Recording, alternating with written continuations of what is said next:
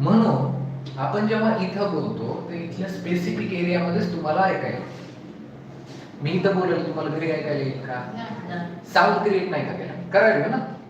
मग का पोहोचत नाही त्याला? एनर्जी कमी. आता मी हे स्पीकर लावलं, एनर्जी जास्त आहे ह्याचा. आता आणखीन थोडं दूरवर जाईल. डीजे लावला तर आणखीन जास्त दूरवर जाईल ना. पण इथल्या डीजेचा आवाज बीडला येईल का? नाही. तर असं पण वीज कडाडली मग आता कुठं जाईल आवाज? भरपूर दूरवर जाईल ना. खूप जोरात साऊंड क्रिएट झाला, खूप जास्त लोकांना आवाज जाईल. तर या गोष्टी इथं काय शिकलो आपण? साऊंड कसा तयार होतो? व्हायब्रेशन. आणि ऐकू कसं काय येते? कारण मीडियम आहे. आता उदाहरणार्थ मीडियम का महत्वाचं आहे? हे मीडियम काढून टाका. इथलं काढलं आपण मीडियम. हवा नाही, काय नाही, काय नाही, एकच गैरबाण्यासारखं ते व्हायब्रेट करायला. एअर पार्टिकल्स आहेत का बाजूला ढकलायला? नाही. मग आता एअर पार्टिकल्स नाही तर ऐकू कसं काय येणार नाही? त्याचं बी एक रिझन आहे. व्हायब्रेट करायला पार्टिकल नाही याचा अर्थ जिथे कुठं व्यक्ती असतील, आपला कान माहिती आहे तुम्हाला? कानामध्ये एक मध्ये ड्रम असतो, ज्याला डोल ड्रम म्हणतो आपण. तो काय करतो? व्हायब्रेट करतो. व्हायब्रेशन कशामुळे होते?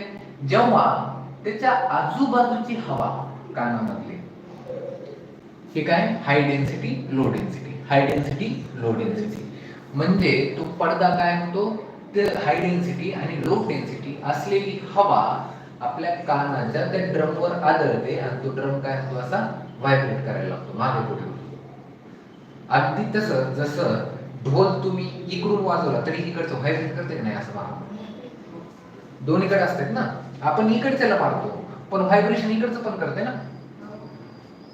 आणि समजा आणखी एक गोष्ट, समजा एक मेटलची स्केल असेल किंवा लाकडावरती, समजा आपण बेंचला तरी शाळेमध्ये करतो ना, असा इकडे कान लावतो आणि तिकडे टक करायला लावतो, इकडे आवाज येते आपल्याला. मीडियम पाहिजे. त्या मीडियम मुळे काय होते? आता जसं की आपण फॅनची पाते बोटाने फिरवली, असा आवाज होते का? नाही. पण जेव्हा ती पाती जोरात फिरायला लागते तेव्हा आवाज होते क्रिएट. का? त्याच्या मागची हवा तो एकदम समोर फेकायला, प्रेशर डिफरन्स इन प्रेशर. माग कमी प्रेशर आहे, समोर जास्त प्रेशर न तो जास्त प्रेशर न हवा उडायला. नॉर्मली नाही ना. आता जेव्हा आपण असं फुंकर मारलो तर कसा आवाज होतो? पण एकदम हळू न फुंकर मारा आणि आवाज काढून टाका, एकदम हळू नाही. आपल्याला प्रेशर न करावं लागतं, नाही तर डायरेक्ट तोंड उघडा आणि हवा सोडा, आवाज येते परत. तेवढं नाही रे मध्ये कोण बसत पूर्ण माझ्यावर. तर मुद्दा काय की चेंज इन डिफरंट डेन्सिटी झाला तर आपल्या पडद्यांवर काय होईल? तो आघात होईल आणि आघात झाल्यामुळं आपल्याला साऊंड क्रिएट झाला आहे याची जाणीव होईल आणि आपल्याला तो आवाज ऐकायला येईल. म्हणून मीडियम गरजेचा आहे. मीडियम जर नसेल तर काय? साऊंड क्रिएट होणार नाही. आता समजा आपल्या शरीरामध्ये हृदयाचे ठोके चेक करतात डॉक्टर, तर काय हवा व्हायब्रेट होऊन बाहेर येईल का? नाही. आपली बॉडी आपल्याला काय करतात? ते सिंपल टेथोस्कोप लावतात. मग आपल्या बॉडीच्या व्हायब्रेशन वरून पण आपल्याला जेव्हा असा आपण हृदयाचे ठोके जेव्हा हे करतो ते आपल्याला जाणवतात का ऐकू येतात?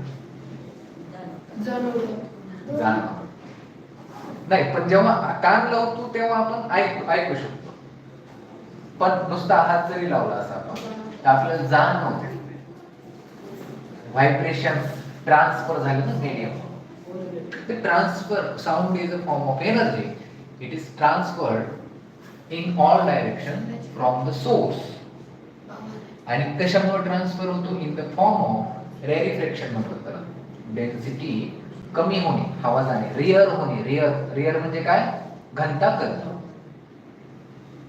तर ती एकमेकांपासून दूर गेली तर ते आहे. तर आपण हे इन डिटेल मध्ये बघू. आपण थांबू.